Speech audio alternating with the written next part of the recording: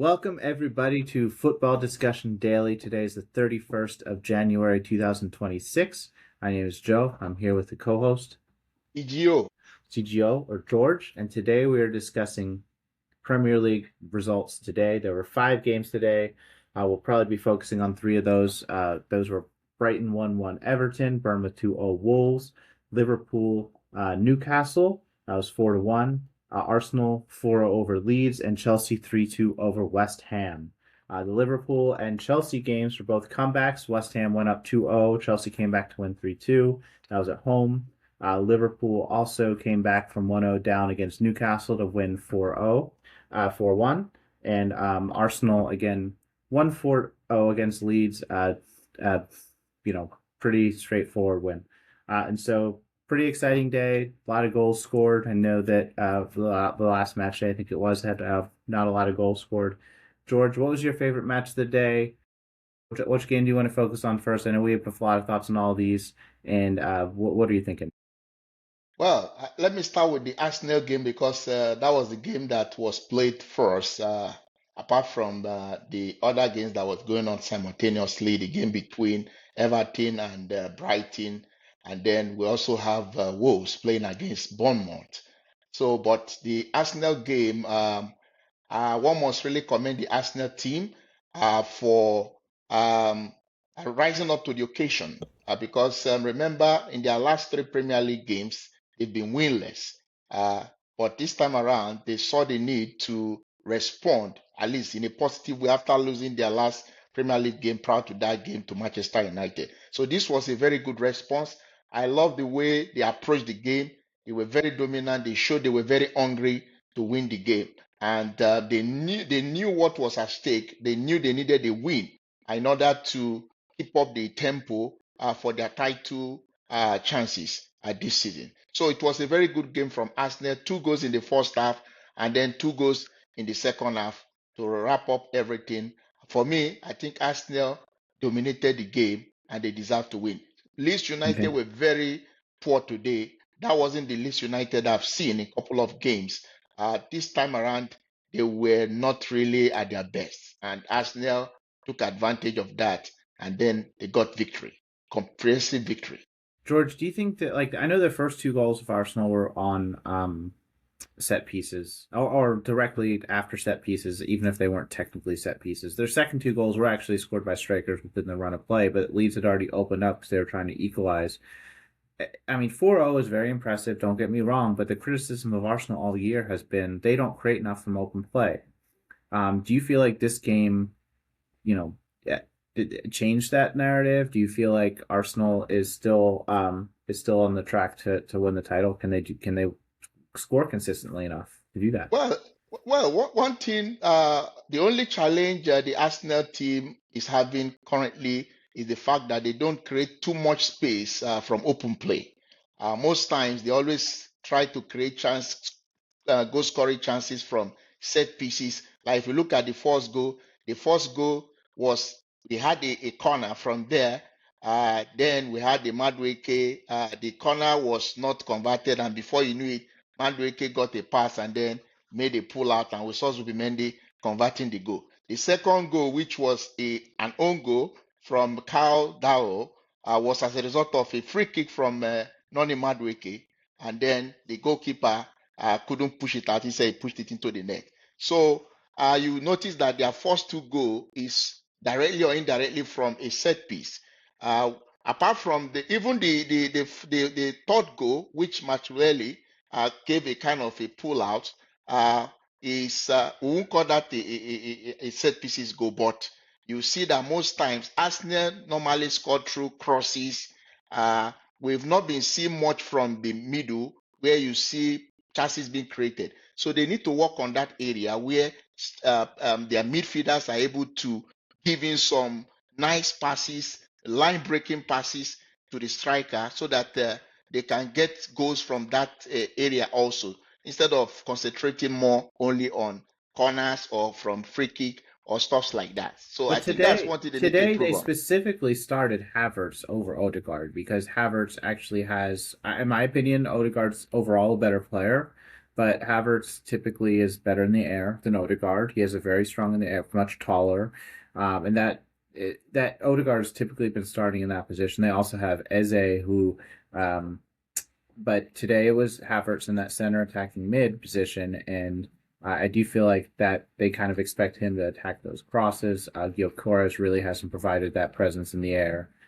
Jesus is a little smaller, but I feel like better in the air than Gyökeres.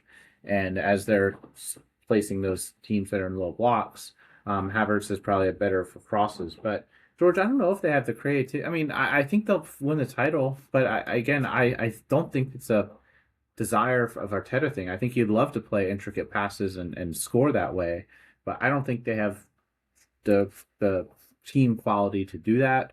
Um, as much as maybe a Man City, but they don't need to. They have a fantastic defense and they can win 1-0, 2-0 most weeks. And Man City also has a poor defense this year. So it'll be interesting to see. Let's move on, just in the interest of time, to the second game, which was Chelsea versus West Ham.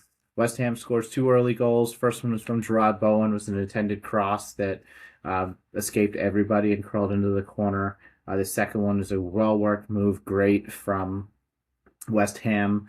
That it was just a well worked goal. They went into halftime down 2-0, and it's completely deserved by West Ham. Chelsea makes three halftime substitutions, including Garnacho, who was awful in the first half. I'm very curious as to what Chelsea's thought process was even signing him this summer. I was never impressed with him even at United, but they put on Yao Pedro, they put on Marc Cucurella, who all, the second half was a completely different game. Obviously, at home, Chelsea had the home fans behind them. They had just a lot better control of the game. They scored three goals, obviously, and ended up in the win. And towards the end of the game, there's an interesting incident where they got a red card. I also felt Cucurella probably deserved a card as well, did not get one. But one of the Chelsea players lost their head. So George, walk us through what your thought process was in this game. What can we take away? I'm sure a lot of Chelsea fans may be displeased with why the coach started players like Badiashile, the likes of Hato, and maybe Garnacho. But the reality is, you have so many games to play, and then the most of the regulars were all involved in the Champions League game in Italy, where they defeated Napoli. So I believe sometimes coaches will like to also give other players who are also part of the squad a chance to also play. So it's up to the players to step up their game, to up their game and make sure they take advantage of the opportunity. If you look at all the players that the coach pulled out after the halftime, you see that these are players who were playing from the left side of the game. You look at Badiashile. Badiashile plays from the left center back. You see Hato plays as the left back, and then you have Garnacho, who was also playing as the left winger. If you look at the two goals West Ham scored, it came from that side. Garnacho wasn't tracking back very well. He looked so sloppy. He even couldn't beat his man. As a winger, he couldn't beat his man. He was misplacing passes. He was so poor today. One thing I've noticed with Garnacho is even from the time he was in Manchester United, Garnacho is not a player that he doesn't perform very well when he starts a game. Most times he does well as a substitute. Probably he's a kind of player that reads the game and then is able to take advantage of maybe the weakness of the opponent. I guess the coaches would have to start looking at this area so that they know how to use such a player. Garnacho, for me, is a backup player. It's not that kind of player that you can put or bank on. It's not consistent. I'm So still confused on why they got rid of Madueke because I feel like Neto's great, but I feel like Madueke would is probably the second best winger on this Chelsea team. I also feel George about this game. It says there's a Castellanos chance where he almost beat Robert Sanchez on the near post in the first half, and that was also due to that was at 1-0, I believe, and that was also due to Garnacho. I mean, he was just running lazily and just let yes, the run in behind, and that's the type of thing that makes the difference between these types of wins from Chelsea. George, I'm going to transition this are not sustainable. It's great that they won. It's exciting for fans. It's a great takeaway, not taken away from the 3 points, but West Ham is the third worst team in the league on points, and if you do this, if you go down 2-0 against an Arsenal, a Liverpool, a Man City, or even a Brentford or a Fulham or an Everton, it's a much higher hill to climb to come back and to come back to 3-0 to score 3 goals in that second half, even if you have the talent on the team. Honestly, I was very, very disappointed in these players I've mentioned, Garnacho, Hato, and Badiashile. One thing is, it shows that Chelsea doesn't have those quality when it comes to the bench. They don't have enough quality. And that's the advantage teams like Arsenal has over Chelsea currently. Because you can't be using a first 11 or maybe 12, 13 players every game. It's not going to work because you have so many games to play. You are playing in different competitions and the games are a lot. That's why when you're bringing in players, you must bring in players that can rise to the occasion when they have the opportunity. But in this case, to me, it seems Chelsea doesn't have great quality when it comes to the bench. I do And feel like too, George, it's hard to build a team like if you're rolling out 25% of the squad every single transfer window and bringing in 25% of the squad and bringing in a new manager every year. Arsenal has the benefit where they've added one or two pieces every year for 5 years. They've had the same manager for over 8 years now. I mean, for what, 8 years now? 6 years now, sorry. And they've slowly piecemeal added those. They've had players who've been there. Saka, I believe, has been there the entire time. And it's just the stability is easier because those bench players, they know what to expect because Arteta has every single person in that club, down to the assistant coaches, down to the individual trainers, telling these players, here's what we do in this situation, here's what we do in this situation. That stability really matters, especially for younger players who are newer to the club. I mean, in Arsenal, and again, Arsenal, that every club is going to have some turnover, but that high turnover really hurts Chelsea in these yes, situations where lesser players are expected to contribute.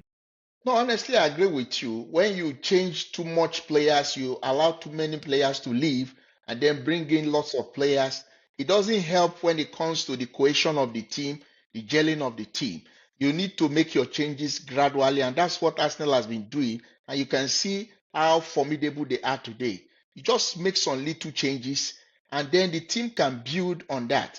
But when you change almost about five, six players, that's too much.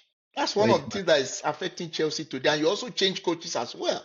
So I think the board need to sit down and evaluate this and try to make correction. But honestly speaking, Jan Roseno did a very good job bringing made those substitutions, and then we saw the difference they made. They were able to help out and then turn things around. And all the three substitutes that came in first before we started having the likes of Rhys James coming in, they were all involved in the goal that was scored today. Yeah, they were all good. Wesley Fofana provided an assist to João Pedro, who was also a substitute. Then we had Cucurella scoring the second goal, and then we had the third goal being provided by Yao Pedro, which this guy scored, Endo Fernandez. So you see that the substitution was top notch. It was a good one. I'll So also say Chelsea I should think be very Chelsea grateful today. I think Chelsea showed their inexperience too at that last minute brawl. That red card is going to cost them. Cucurella very lucky not to get at least a yellow there. He basically grabbed the ball Yes, intentionally yes, yes, yes, after yes, falling yes, down, and I feel like there's no yes, place in the game for that, and that's playing with fire if you do that in the yes, game. yes, Let's yes. move on to the final game, George. Chelsea West or Liverpool Newcastle. Newcastle went up 1-0 with it was a great finish by Anthony Gordon. Yeah. Probably a little too much space on the Liverpool defensive side, but after that, I mean, the last 10 minutes, Liverpool had two great moments of brilliance and then came out of the second half completely in control of this game. The first 30 minutes was all Newcastle. The atmosphere at Anfield, to its credit, even when Newcastle were up 1-0, was pretty great. It was pretty awesome. You could hear them singing and chanting through the screen. There were some players in Liverpool who've been underperforming this year who had great games. Konate, McAllister, um, Gravenberch. I feel like could have closed down a little bit on the goal, but overall great game.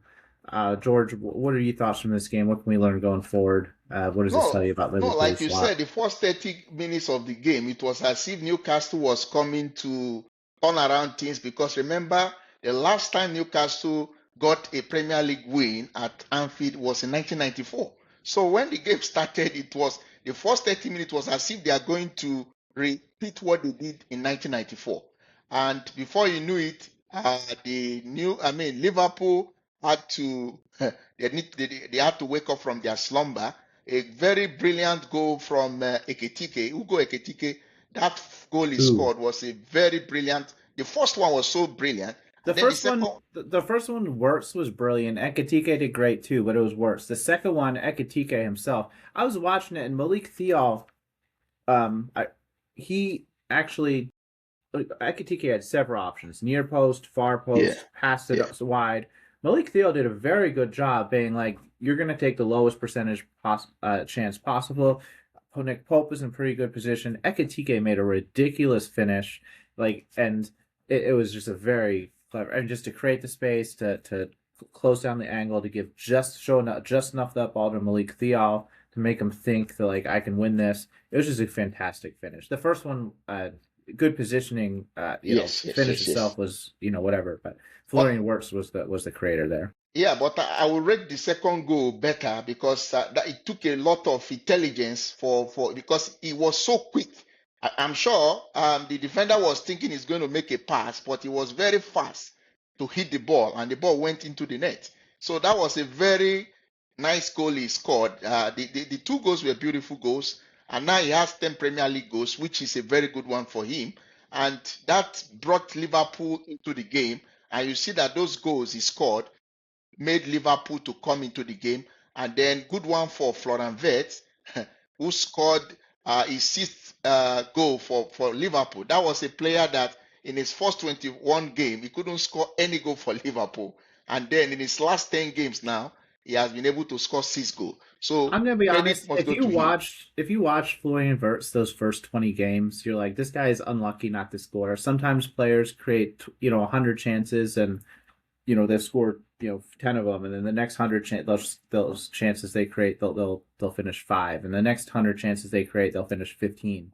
There's some variance there with just finishing, and it's luck sometimes to finish 5 out of 100 instead of 10 out of 100.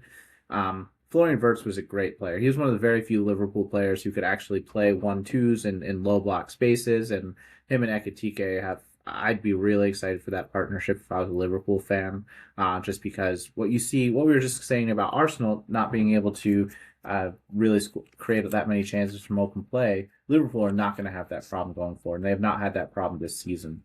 Just because of that mostly because of that interplay between Wirtz and Ekitike. It's why they bought Wirtz, and he's still only 22. He turns 23, I think, next month or a month, 6 weeks from now, or something like that. And he is he is just going to grow. And he was the best player on the team that went undefeated in a top 3 league, 2 years ago. So Yes, I'm really yes. excited for him, and he's fantastic. No, no, I'm very happy for Florian Wirtz because we know the kind of criticism he got, considering the amount Liverpool spent on him. But it's becoming obvious that he's beginning to adapt very well to the team. I knew it was just a matter of time because Florian Wirtz is a very, very talented player. We watched the way he played when he was still at Bayer Leverkusen. He was a very, very good player. So it's just a matter of time. I believe at some point he's going to be maybe the Mo Salah of the Liverpool team in the future. It's just a matter of time. I see him getting to that level because he has all it takes to do that. Maybe in terms of quality, but like his game plan is nothing like Mo Salah. If anything, I can't even think of a Premier League player that he's closest to. But the first name that's coming to my head is a De Bruyne. But I don't even think that's right. I think he's, if I'm thinking of all players I've ever seen, I'd love to actually think through this because this is all off the top of my head, but maybe a Kaká, a guy who can dribble through the center of the field and lay it off. Like that is Wirtz 101, who can play quick 1-2s in the opponent's box and not lose the ball and draw in defenders and pass out the space. That's Wirtz's game, and I'm really excited to see him. I'm going to close out, George, with our standard questions. Please, listeners, just let us know your thoughts. We have a lot of Premier League to talk about tomorrow. What is your most exciting game of today? Was it Liverpool, Newcastle? Was it Arsenal, Leeds? Was it Chelsea, West Ham? Was it one of the other 2 games we didn't get a chance to talk about? There's some awesome soccer played today, football played today. who finishes higher, Chelsea or Liverpool? They're very close right now. They've both been inconsistent this season. They both had high highs and low lows. Who do you think finishes higher? And what games excite you for tomorrow? Obviously, I'm excited for Brentford Aston Villa. And hopefully we can throw another wrench in the title race. Thanks everybody for listening. Let us know your thoughts. I'm excited to watch some more football tomorrow.